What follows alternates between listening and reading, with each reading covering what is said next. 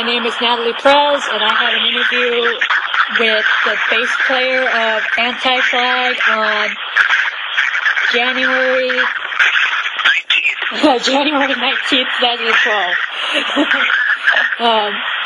So how is your day going? It's going very well. I'm actually in a van driving to Indianapolis right now, so maybe that's where my extenuous noise is coming from. That would be it. Yeah. How does it feel to have completed your 8th studio album? It feels good. I mean, it was a pretty long and arduous process, this record. We've been, we're about 3 years between the release of this record, The General Strike, and our last record.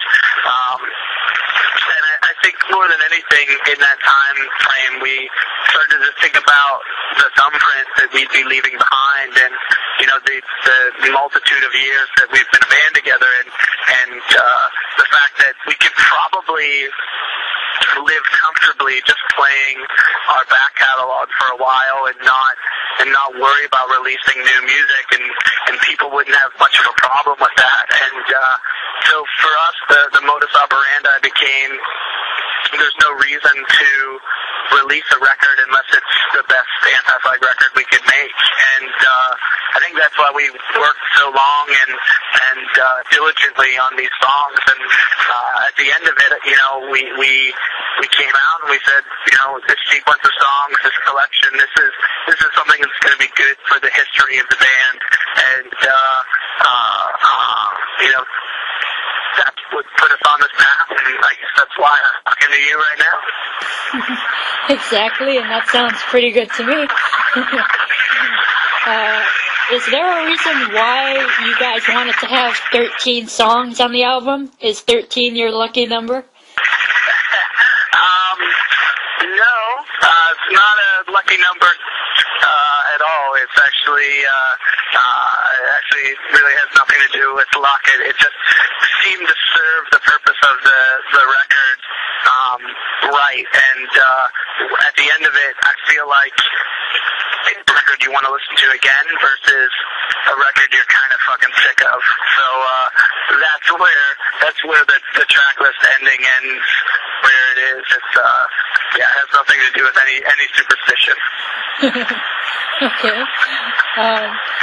So did you guys produce this album yourselves? Yeah, we produced it ourselves and we recorded it ourselves as well. We built a studio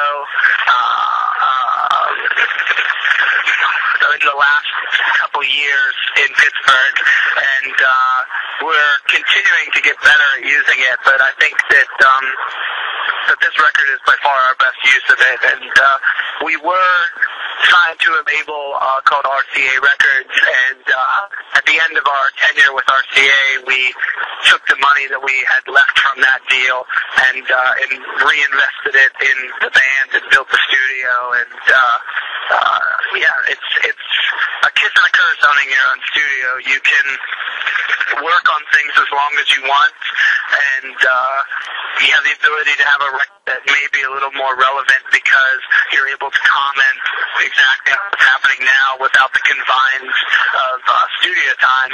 But the curse is that it's never done, and you'll work on it for years, such as we have. Yeah, but you end up getting the style and sound that you were aiming for, which is always good. yeah, which I think at the end result, that's what happened. But boy, oh boy, did we go back and redo things a lot and work on them and open them back up. And whenever you felt like something was done a month ago, you can easily go back and change a lyric so that it has a relevance to what's happening today. So in more ways, it's good than it is bad. Okay. How was the vibe in the studio? I mean, at this point, the four of us know each other, and we know how each other records, and it's a fairly relaxed process where we just kind of bring ideas and flush them out together. It's there's no, we're not real vibe creators. It's actually, you know, a pretty planned out process of us going through and you know, trying to come up with ideas that are A, both new to have been around a while, but B, like I said before, serve the history of the band and don't tarnish some of the things that we've worked very hard on in the past. Yeah. How would you describe the overall sound of the new album, and how would it compare to your last release? Well, I certainly believe that it's a better sounding record than we've put out maybe ever.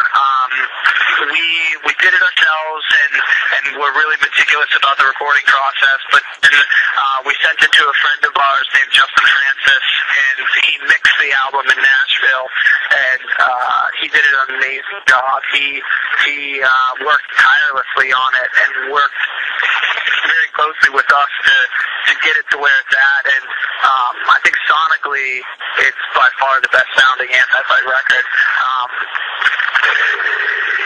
Thematically, I think that it's very relevant to what's happening now with the Occupy movement and you know, the progression of human rights in 2012. So I think that it's a very topical record, and you know, that relates very well to the history of Anti-Flag and the fact that we've always been a political band that tries to make statements with our music.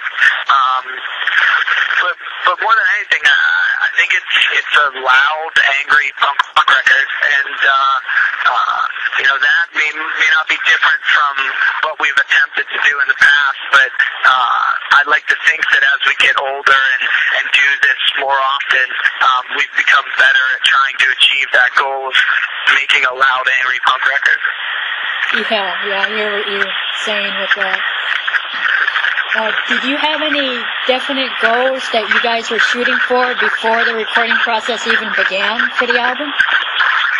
I was just saying that going into this record, we really didn't have a goal other than not stop writing and not stop recording until we felt like we had an Anti-Flag record that was worth putting out, that was better than the things that we've done in the past. And you know, that kind of freedom of not having time frames and not having touring cycles to worry about while writing and recording, that was something that we'd never had before, and I think that comes across in the record. Yeah. Did any of you use any new instruments that you've never used in the recording studio before? That's an interesting question. I don't think so. I think we were pretty by the book on things. Like, it's pretty much just the four of us and our own instruments. I don't even think we have very much percussion on the record. So, in that sense, it's unique because a lot of the times we will put varied instruments on and try to add different textures. But, no, this time it's just two guitars, bass, and drums. All right. When did you start writing for this album, and how was the songwriting process different or similar to your previous albums? I would say we've been writing for 2 years on this record, and that seems like a long time, but there's been gaps in between where we kind of go away and then come back to the song we've written and see if it still holds up and if we still think it's as good as it was whenever we wrote it. So in that sense, it's very different from any other record we've made because we weren't confined to 3 weeks in the studio, and if you don't get it done here, it's not done. So that part of the process was very different, and I also think that, you know, before, like I said, it not having a set goal in mind other than, you know, come out on top with songs that we really believe in. that was a bit different too, because we often have set themes, and we go into it knowing that we have a bunch of touring lined up and we have to get a record out by a certain date. And this time we were able to just finish it, get it done, and then move on. Yeah, pretty much. Can you go into one or two tracks on the new album? If so, can you give the title of the song and the description? Yeah, I think that there's a song on the record called 1915 that I think is a really cool song.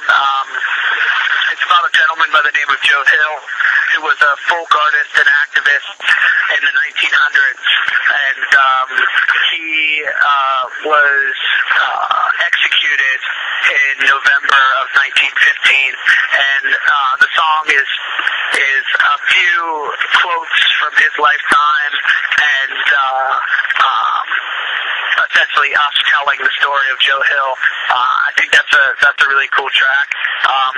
There's another song on the record called Turn a Blind Eye that I think is another cool lyrical theme of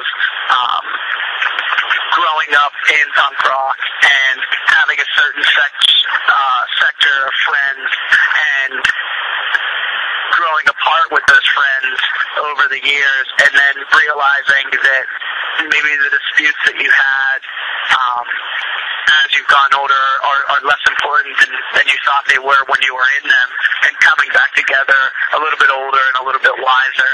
And yeah, those are two very different, but I think very interesting songs on the record. Sounds good. You guys are going to be touring in March. Are you worried about how the new songs are going to translate live? I'm worried about being able to play them as well as we can play the other songs more than I am about audience's reaction to them. I think that we're very optimistic that these songs will fit very well with the rest of the catalog of songs that we have. So I don't foresee that being a problem. I do foresee me fucking them up as a problem. But other than that, I think we'll be okay. All right. And lastly, what else can we expect from Anti-Flag as far as 2012 goes? We're going to be on the road a lot. We have some really cool summer plans that we can't really talk about yet, but you'll know about them very shortly. We have obviously the record in March and the U.S. dates in March. Next week we go to Southeast Asia for the first time. We're going to go to Jakarta, Malaysia, Hong Kong, places that we've never been as a band, and that's really amazing and inspiring to us to be a band for 15 years and still find new places to go is incredible. So yeah, it's going to be a busy year, and we have a record that we're very proud of, and we're going to just try to get out there and play the songs for as many people as will listen. That sounds pretty good to me.